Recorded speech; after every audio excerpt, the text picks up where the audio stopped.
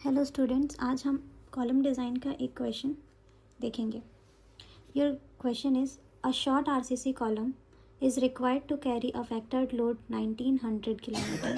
Design the column, assume E minimum should be less than 0.005 D, use M20 concrete and Fe415 steel। As always given data लिखेंगे।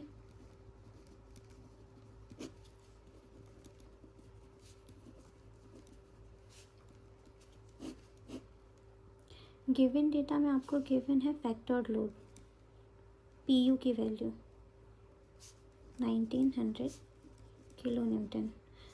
P U को अगर हम Newton में convert करेंगे तो 1900 into 10⁻³ Newton हो जाएगा। एफ सी के गिवन है 20 न्यूटन पर mm²। एफ आई गिवन है 415 न्यूटन पर mm²। ई मिनिमम गिवन है should be less than 0.005 D।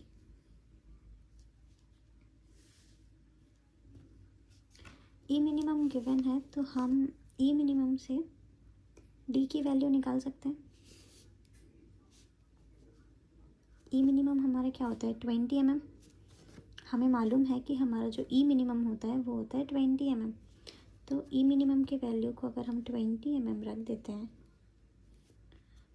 ये 0.005 डी, तो डी की वैल्यू आ जाएगी कुछ 400 mm। तो अब आपको मालूम चल गया है कि आपकी जो डी की वैल्यू होनी चाहिए वो 400 mm से जो भी वैल्यू होगी वो बड़ी होगी कुछ। तो और तो कुछ के क्वेश्चन में गिवन नहीं है स्टील वगैरह। स्टील का ग्रेड गिवन है, लेकिन आपका कितने % स्टील रहेगा ये आपको मालूम नहीं है। तो अज्यूम कर लेते हैं, अज्यूमिंग 1% स्टील। हमें मालूम है कि कॉलम में हम स्टील की वैल्यू को 0.8 to 6% तक अज्यूम कर सकते हैं। 0.8 से 6% के बीच में कोई भी वैल्यू अज्यूम कर सकते हैं। तो हमने 1%, हमारी कैलकुलेशन को इजी रखने के लिए 1% स्टील अज्यूम कर लिया। एसी की वैल्यू मिल जाएगी 1% ऑफ ग्रॉस एरिया हो जाएगा।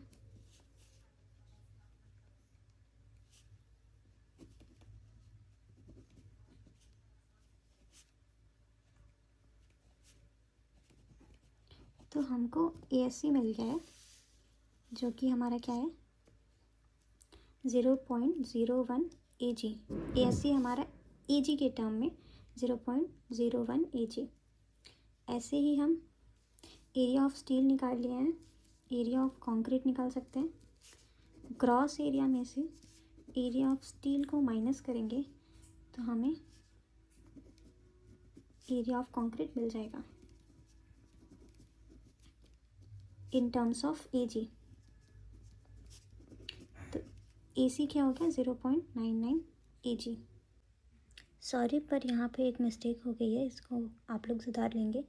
यहाँ पे ये 10 नहीं होगा, ये 0.05 होगा, और यहाँ पे भी 10 नहीं होगा। और ये यहाँ पे 10 यहाँ पे एक्स्ट्रा हो गया है, इसको सुधार लेंगे। अब हमें कॉलम का फॉर्मूला मालूम है कि हमारा जो फैक्टर्ड लोड होता है वो क्या होता है 0.4 FCK into area of concrete plus 0.67 FY into area of steel होता है। ये फॉर्मूला हमने पढ़ रखा है। अब इसी फॉर्मूले में हम सारी वैल्यूज़ को पुट कर देंगे, और सब कुछ तो हमें मालूम है, केवल हमको ग्रॉस एरिया मालूम नहीं है। तो ग्रॉस एरिया की वैल्यू आ जाएगी, पी यू क्या है 1900 into 10⁻³ is equals to 0.4 FCK 20। Area of concrete अभी आपने निकाला है 0.99 AG प्लस 0.67, FI की value 415, area of steel 0.01 AG। अब यहाँ से आपको AG की वैल्यू मिल जाएगी। ए की अननोन है AG, तो AG की वैल्यू आपको कैलकुलेट करके इससे मिलेगी कुछ 177,562 mm। AG मिल गया है तो हम कॉलम के डायमेंशंस को फाइंड आउट कर सकते हैं। ठीक है, तो ये क्या हो गया AG B into D. Question में गिवन था कि स्क्वायर कॉलम है, तो ये क्या हो गया B square is equals to 2 mm। तो विड्थ ऑफ कॉलम क्या हो जाएगा √77562। आपका ये कुछ आ जाएगा 421 mm। तो हमें कॉलम का साइज मिल गया क्या 421। Adopting size of column 450 mm into 450 mm। कुछ 421 mm आया था, तो राउंड फिगर में 450 mm हम उससे बड़ा dimension as a column size adopt कर लेंगे।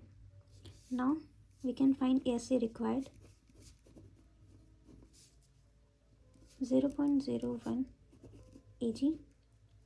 ये पहले से हमें मालूम है, तो AG मिल गया 0.01 इंटू 450 इंटू 450।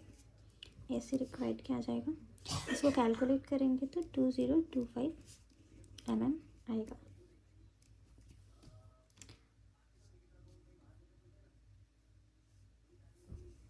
अब अज्यूम कर लेंगे कि हमने जो as a main bar 20 mm dia bar को प्रोवाइड किया है, तो providing 20 mm dia bar 20 mm dia bar हमने प्रोवाइड किया है, तो हमको एरिया ऑफ रेनफोर्समेंट मिल जाएगा which is your A5 π/4 into dia क्या है 20 mm, 20 का स्क्वायर, इसको कैलकुलेट करेंगे तो 314 mm स्क्वायर आएगा। तो अब ये एक बार का हमको एरिया मिल गया है 314 mm स्क्वायर।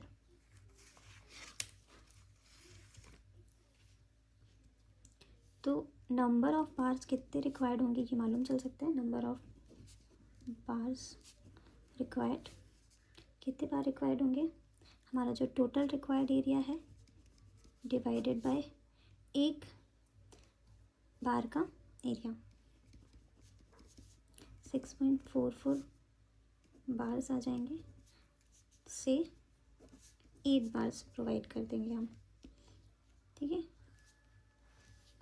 इसलिए provide 8 bars of 20 mm dia. ये आपने क्या किया, प्रोवाइड कर दिया एज अ मेन रेनफोर्समेंट।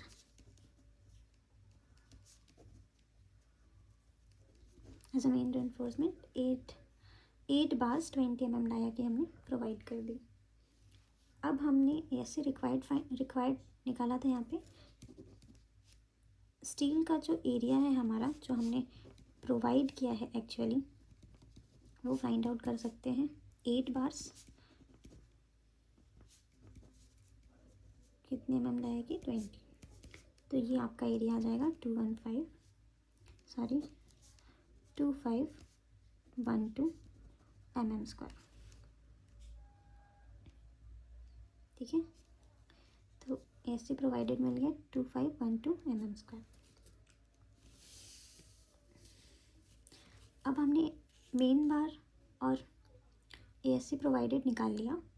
अब हमें लेटरल टाइज प्रोवाइड करनी है। क्या करनी है, लेटरल टाइज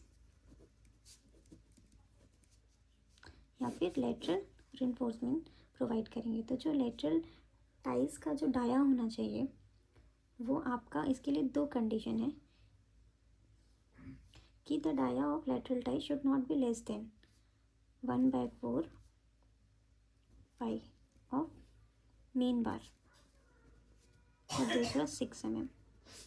तो ये क्या हो जाएगा 1/4 इंटू 20। मेन बार का जो रेनफोर्समेंट कराया था वो 20 mm था, ये कितना आ जाएगा 5 mm। तो हम इसमें से जो बड़ा है उसको maximum of these 2 values 6 mm को प्रोवाइड करेंगे। तो इसलिए यूजिंग 6 mm 5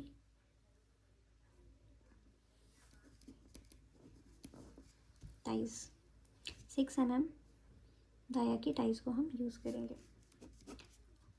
लेटरल रेनफोर्समेंट का डाया तो आपने निकाल लिया, अब हमें निकालना होगा पिच।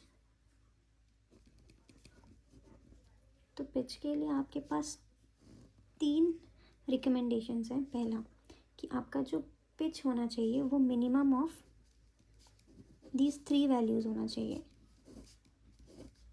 पहला रिकमेंडेशन है लीस्ट लैटरल डायमेंशन। आपका लीस्ट लैटरल डायमेंशन क्या था? जो कॉलम का साइज़ था वो था हमारा 450 mm। दूसरा आपका 16/5 5 किसका? मेन बार का।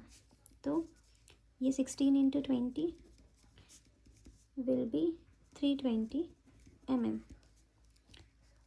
Third 300 mm। तो इन तीनों में से आपकी जो मिनिमम की वैल्यू है वो आपका एज अ पिच हम यूज़ करेंगे। तो ये 300 मिनिमम है, इसलिए provide 6 mm 5 bars at the rate 300 mm center to center as lateral ties। तो ये आपकी डिज़ाइनिंग हो जाती है कंप्लीट। लेकिन अभी भी आपको एक स्टेप और करना है कि आपने जो पूरा निकाला है उन सबको ड्राइंग के फॉर्म में दिखा देना है। तो ये आपका कॉलम हो गया, स्क्वायर कॉलम, जिसका डायमेंशन आपने निकाला था 450 mm और 450 mm। ठीक है, फिर इसमें आपका मेन बार आपने प्रोवाइड की थी कितनी? 8 मेन बार आपने प्रोवाइड की थी। 1 2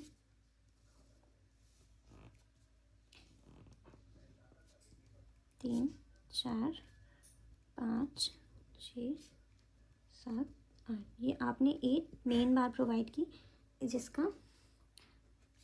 820 mm की बार्स आपने as a main bar provide की। फिर आपने लेटरल रेनफोर्समेंट प्रोवाइड किया था जिसका जो थी 6 mm डाया की और at the rate 300 mm centre to centre.